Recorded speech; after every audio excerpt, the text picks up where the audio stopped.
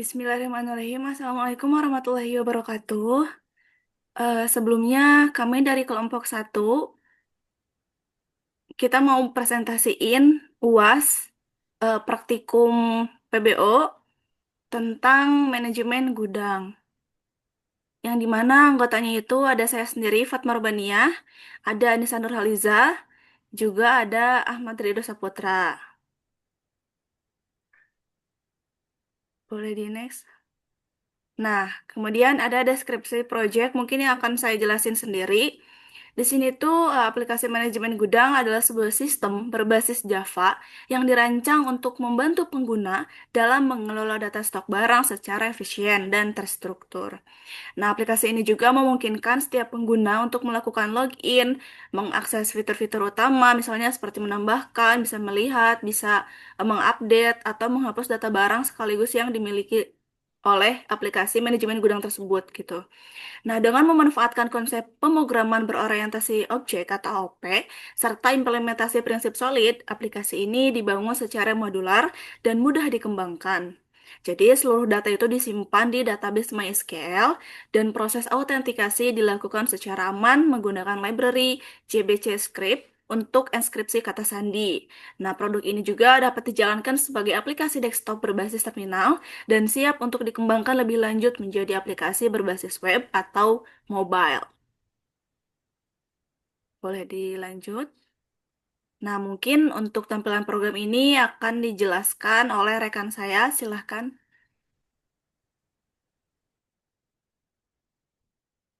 Oke, baik. Terima kasih atas waktunya. Jadi kali ini saya akan menjelaskan terkait model atau bisa disebut sebagai backend-nya dalam aplikasi ini, yaitu ada user dan barang. Karena kita buat terkait manajemen gudang yang simpel-simpel aja. Jadi di sini saya buat user itu sebagai orang atau akunnya. Jadi di user ini itu ada username, ID, sama password.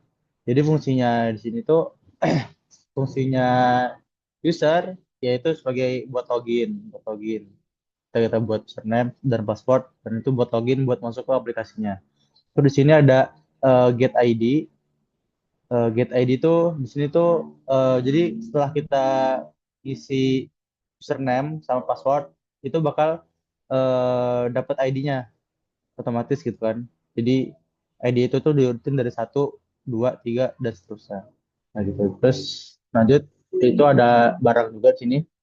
Eh, di barang ini tuh ntar tuh ada nama dan jumlahnya, sama ada ID terkait barang tersebut. Jadi di sini tuh kita tuh ntar bisa bisa masukin barang, eh, namanya tuh apa dan jumlahnya berapa. Dan itu akan otomatis disimpan di MySQL dan itu tuh pakai pakai ID juga. ID-nya otomatis terinput dengan sesuai urutan kita nginput input barangnya di sini. Di sini kan set ID, set nama, sejumlah gitu. Next saja. Nah, di sini langsung saya serahkan kepada rekan saya, Anissa, kepadanya dipersilakan. Baik, terima kasih kepada Ridho. Di sini saya akan menjelaskan tentang out service Java yang dimana package ini ada di service. Lalu ini ada beberapa import. Yang pertama java.sql, yang kedua model user. Ini adalah user yang diimport dari model. Lalu ada org minrod.jbscript.bcscript ini adalah library. Lalu selanjutnya ada public class out service implement out service. Ini adalah metode yang mengimplementasikan interface. Selanjutnya ada login. Di sini loginnya menggunakan username dan password yang dimana dua-duanya itu bertipe string. Lalu ada Java try connection. Ini adalah koneksi otomatis tertutup setelah selesai gitu. Lalu selanjutnya ada register. Di sini sama juga seperti tadi yang di login, namun di register ini tugasnya itu untuk menyimpan si user gitu. Jadi si user baru tuh password yang dan username-nya itu akan disimpan. Selanjutnya,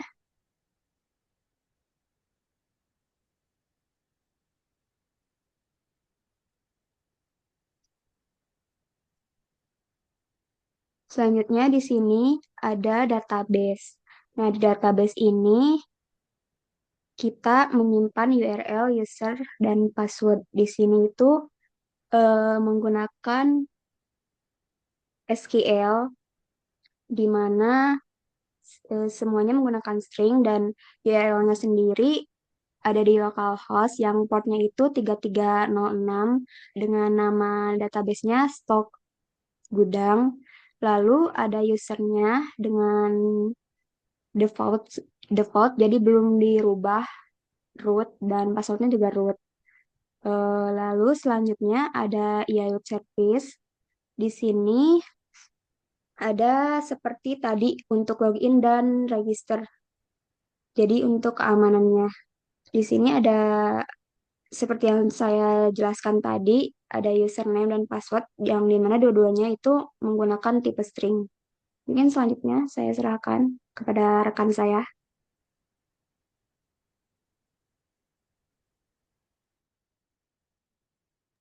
Baik, terima kasih untuk Anissa dan Ridho yang sudah menjelaskan sebelumnya. Di sini ada bagian dashboard UI.java. Package-nya itu ada di package UI. Kemudian ada beberapa import juga, ada java.sql, java.scanner, model.user, service.database.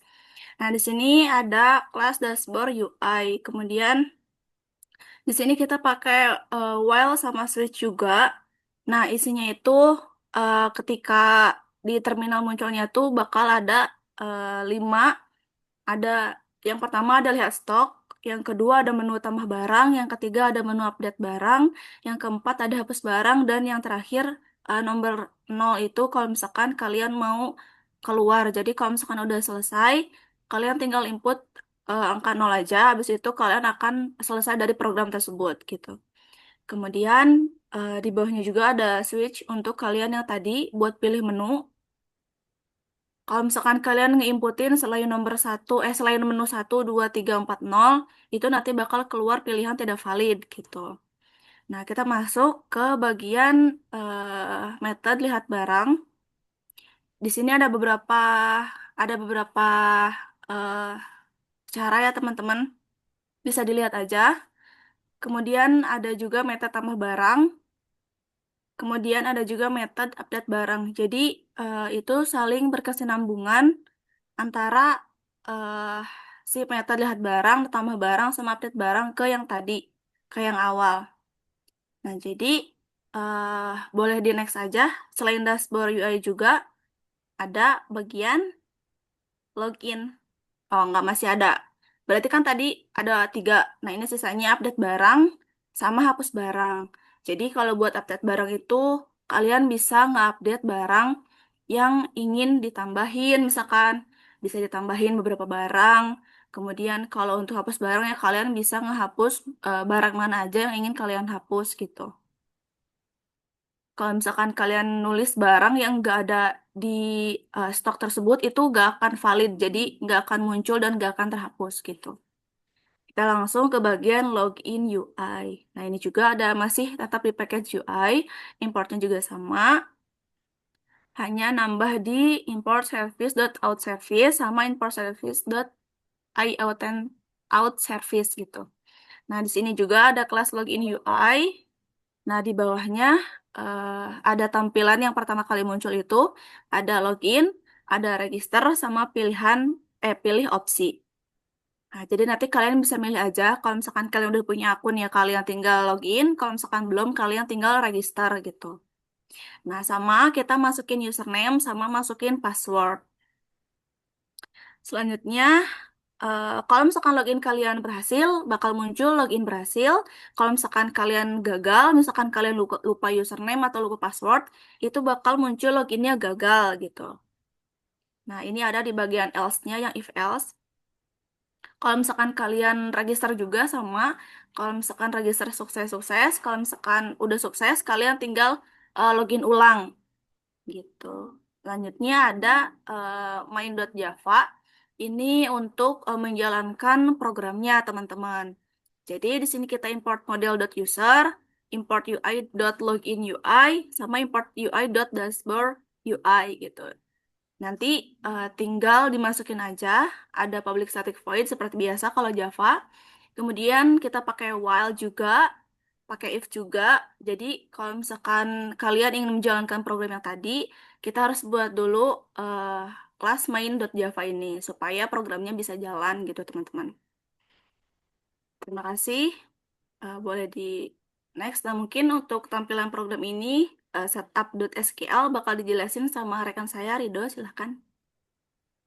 Ya, jadi dari sini di script SQL itu di sini itu ada buat database.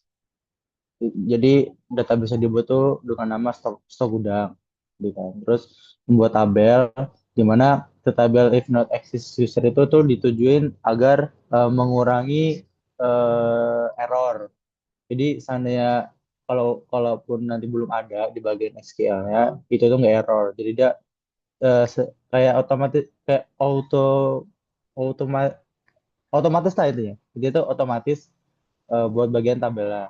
Jadi di sini tuh ada tabel user sama tabel barang yang dimana di bagian tabel barang itu yang on the cascade apa cascade itu tuh bertujuan agar yang di data data yang dihapus itu tuh ketika misalkan kita tuh ngapusnya ngapus ID atau user otomatis atau akun otomatis itu barang-barang yang disimpan oleh akun tersebut itu tuh bakal langsung terhapus semua. Jadi nggak harus jadi data itu nggak berantakan gitu. Mungkin gitu aja sih kalau buat selebihnya tuh kayak biasanya ya. Terus kayak pakai username itu tuh eh, mi- minimal maksimal 50 kata terus password tuh. Terus ada kata unik di situ tuh berarti password itu tuh username itu tuh nggak bisa sama. Harus kalau ada yang sama itu bakal gagal terkait pembuatan akunnya. Next saja. Jadi ini tampilan ininya, tampilan MySQL ya. Eh, Jika kita menambahkan barang, itu tuh bakal kayak gini tampilan MySQL. Satu buku 60, user ID-nya satu gitu. Terus ini bagian akunnya, bagian tabel usernya. Itu misalnya kita eh, buat buat username itu Sion. Terus passwordnya ini disamarkan ya. Sebenarnya ada passwordnya nggak itu, cuman di bagian MySQL disamarkan karena kita menggunakan library apa tadi by script itu tuh di mana tuh agar saninya tuh aman. Ini tampilan programnya ada jalankan. Ini bagian sini ini bagian 01 ini itu tuh tampilan bed. Jadi kan ini kan ini ya di compile kan di terminal. Nah, jadi ini tuh kayak bagian bed yang udah saya buat agar agar mempermudah bagian mengcompile. Jadi di sini otomatis ntar kita terus menjalankan aplikasi di mana saat aplikasi jalan itu terus ada tampilan login dan register. Kalau kita pilih login atau kita sudah buat akun, kita login aja dan kalau username-nya dan password benar, loginnya berhasil. Dan kita langsung masuk ke bagian isi aplikasinya itu kan. Stok atau barang. Nah, seperti tadi ini yang tadi kita lihat di bagian MySQL dan ini yang saya tambahkan dan itu di bagian SQL juga sudah ada gitu kan. Nah, ini seperti yang sama yang sudah dijelaskan tadi bagian kodenya. Mungkin ini kan belum ada bagian video program, mungkin akan saya simulasikan sekarang.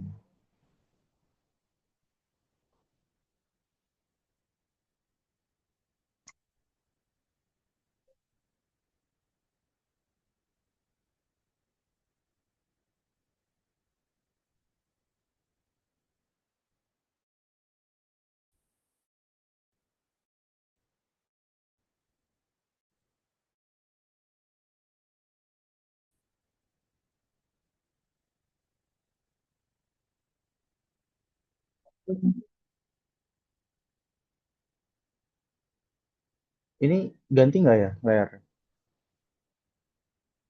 Ganti.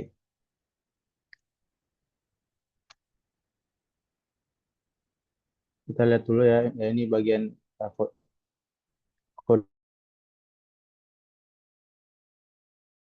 kodenya. Jadi ini bagian agar mengamankan sandi. Terus ini library untuk konektornya dari Java ke MySQL-nya. Terus ini bagian barang model modelnya atau kita sebut sebagai backend-nya lah. Ini juga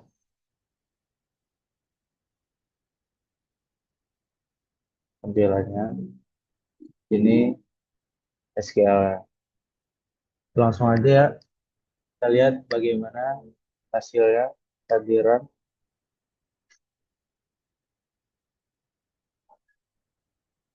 eh,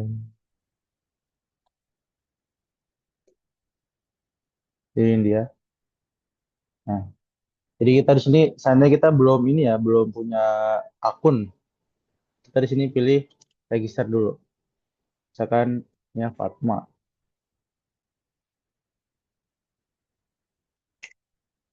passwordnya bisa. Dan di sini ya kita bisa lihat bahwa daftar itu berhasil. Jadi kita setelah kita daftar, kita langsung login aja. Itu kita satu login. Tadi kan namanya Fatma, passwordnya Anissa. Oke, kita udah berhasil login. Di sini kita ada 4 fitur, yaitu lihat stok, tambah barang, update barang, dan hapus barang. Kita lihat lihat stok dulu.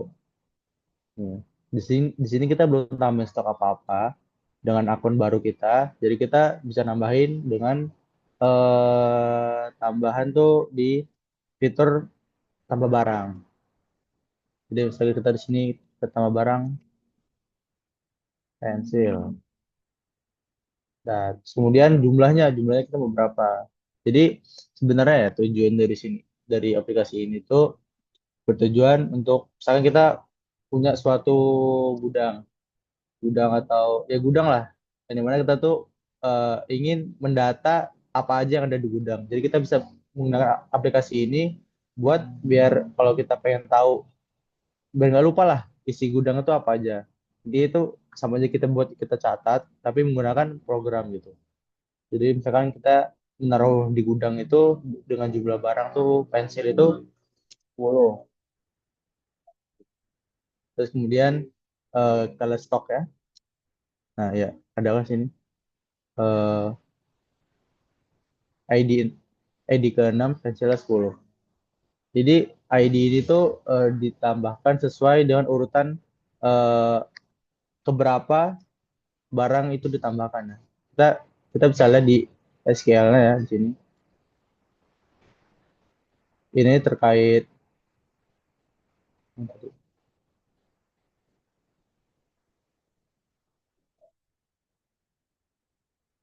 ini usernya nih. Tadi kan user yang kita buat baru ini kan Fatma. Ini udah masuk ke database-nya. Terus kemudian eh di sini tadi kita nambahin pensil 10 ini nih punyanya Fatma gitu ya.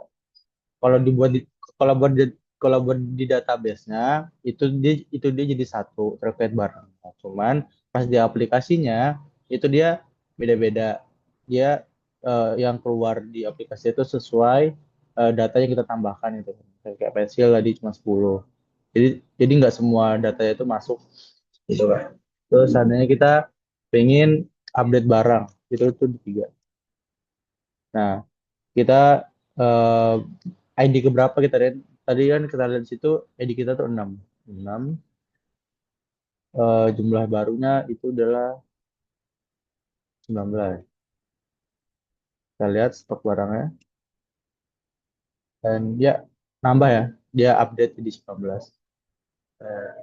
Mungkin kita coba hapus ID yang kita dapat tadi 6 dan ya kita lihat ya apakah sudah terhapus. Ya sudah terhapus ya. Mungkin Cukup sekian ya simulasi program dari kami. Eh,